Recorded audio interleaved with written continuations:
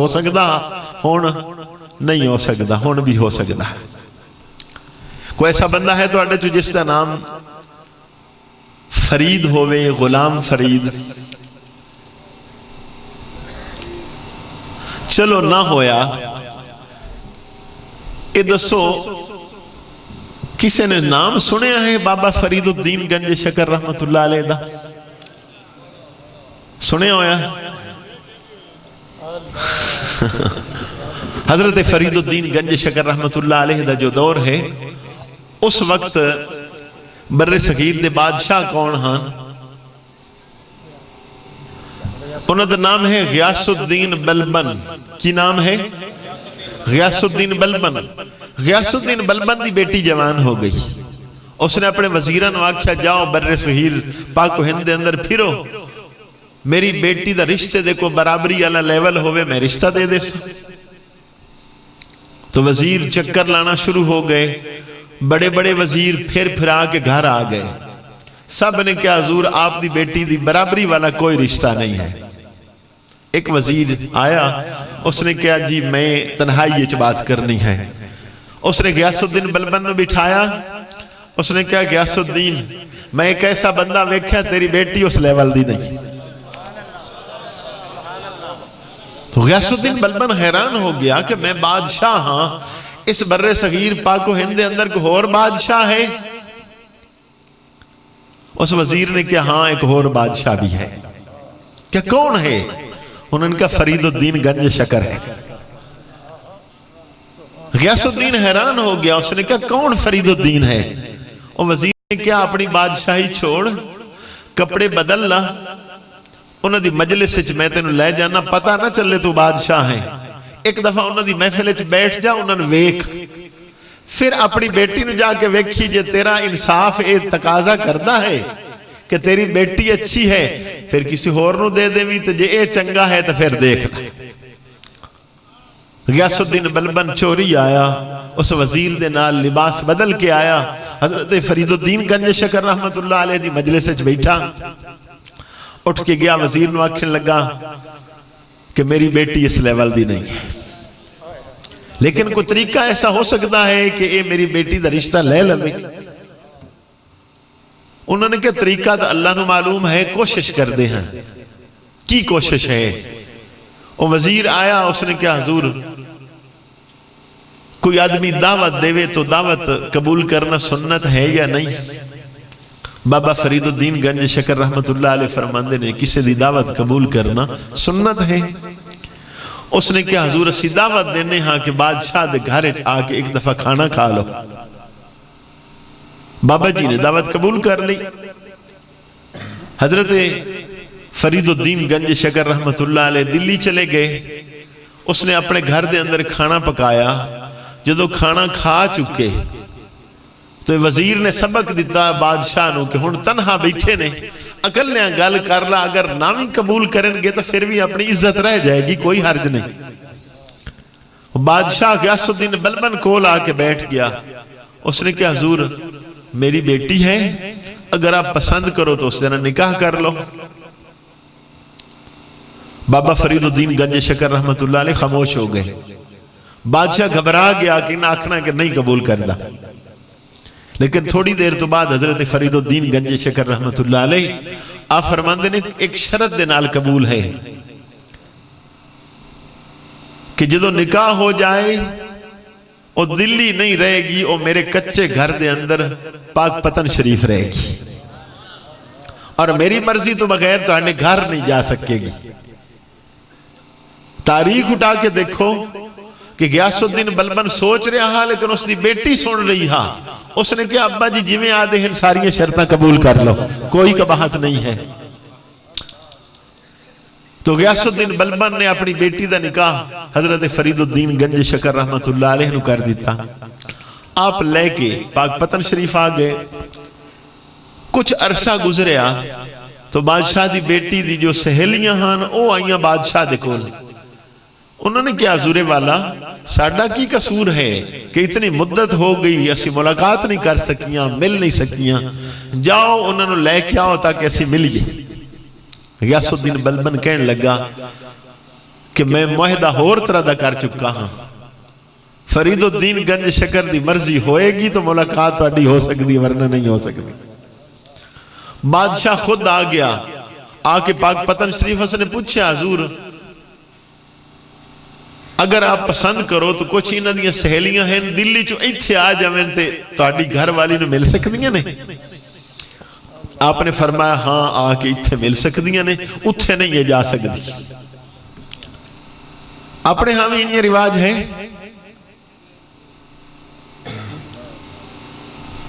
تو بچیاں جڑیاں ہاں انہاں دی سواری دا انتظام کیتا، بادشاہ نے آ گئیاں، جدوں ملیاں تو حیران ہو گئیاں، کہنے لگیاں کہ افسوس اتنے شاہی مال چھوڑ کے کچے کمرے دے اندر کس طرح گزارا کر رہی ہوں۔ اس سے اللہ دی مہربانی ہاں، اس نے ایک لفظ بولے، اس نے کیا نہیں اصل بادشاہ کل ہونا آئی ہاں۔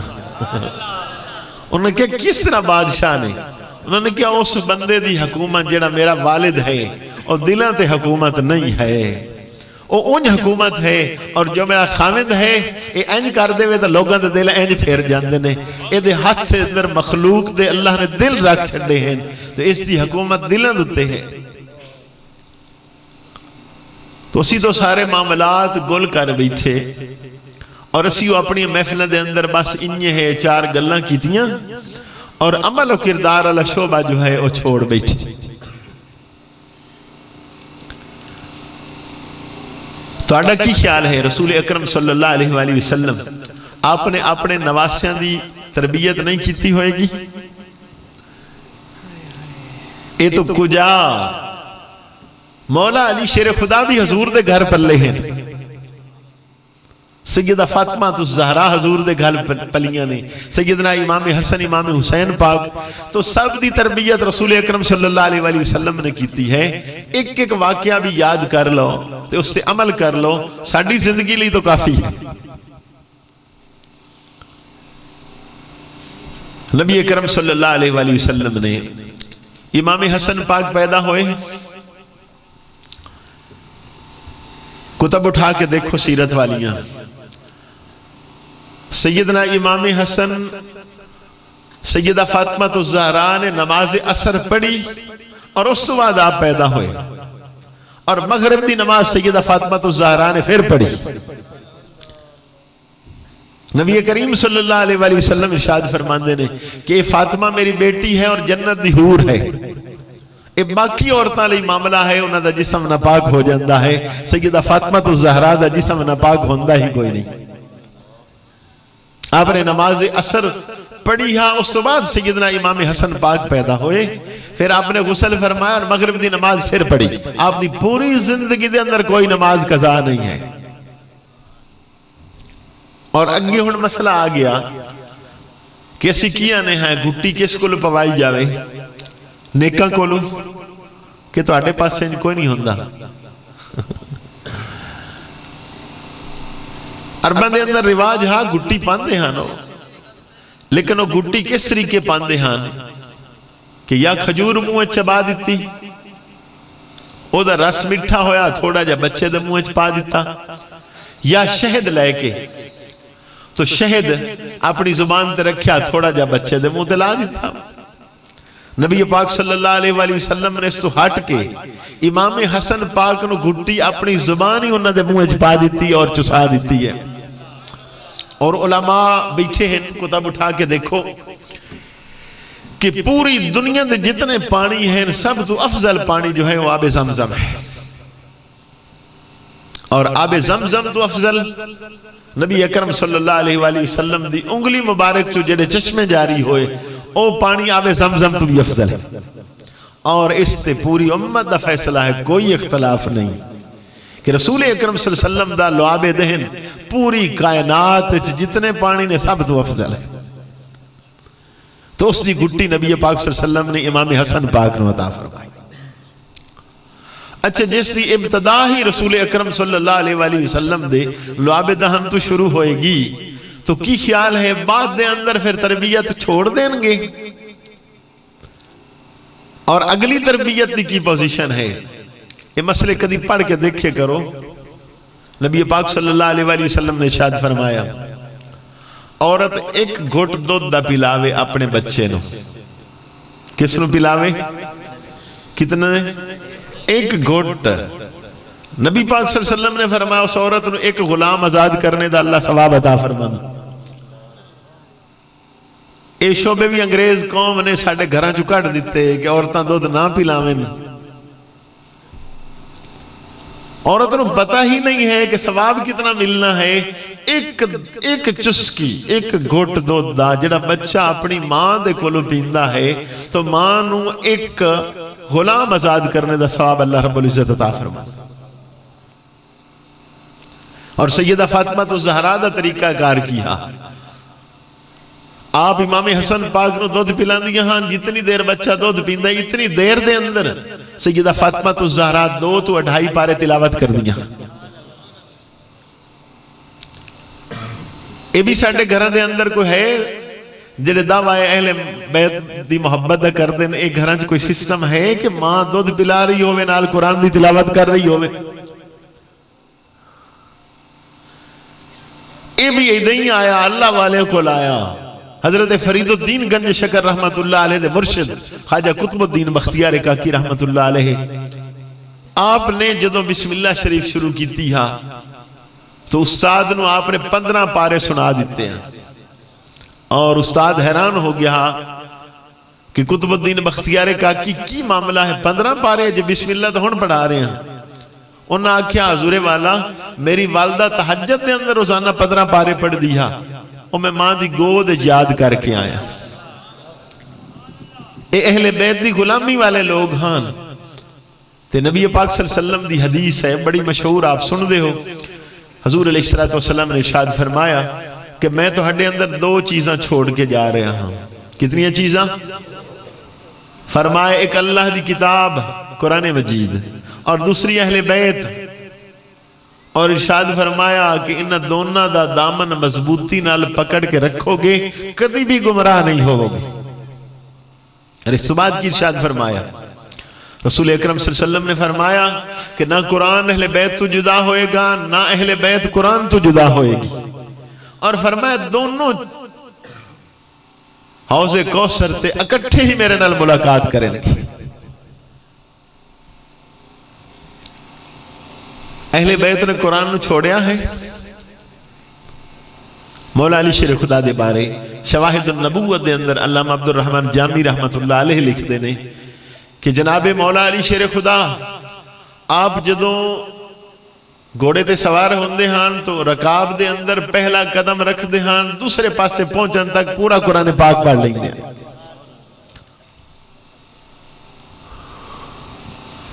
اور رسول اللہ صلی اللہ علیہ وآلہ وسلم دے تربیت یافتہ صحابہ دے حال ہے.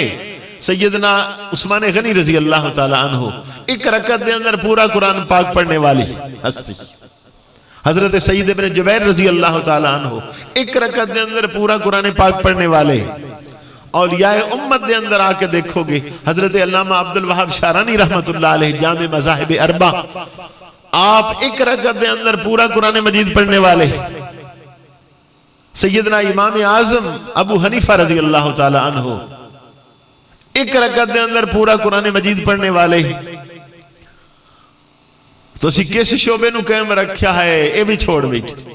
نبی پاک صلی اللہ علیہ وسلم نے ارشاد فرمایا کنز المال دی روایت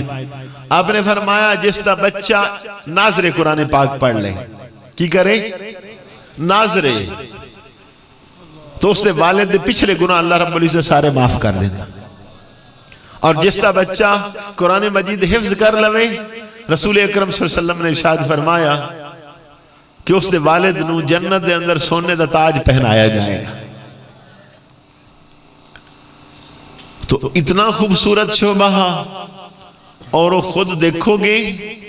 تو حال کی ہو گیا ہے کہ انگلیش میڈیم میں جان والے بچے کتنی تگو دو دے نال لوگ پڑھان دے نہیں تے حفظ والے بیچارے دے کپڑے بھی کوئی نہیں دھو کے دیندہ. جنہ نے جنازہ ماں باپ دا پڑھانا ہے انہوں نے اے عزت ہے اور اندے پی ایچ ڈی کرنے والے نو بھامے جنازہ بھی کوئی نہیں ہوتا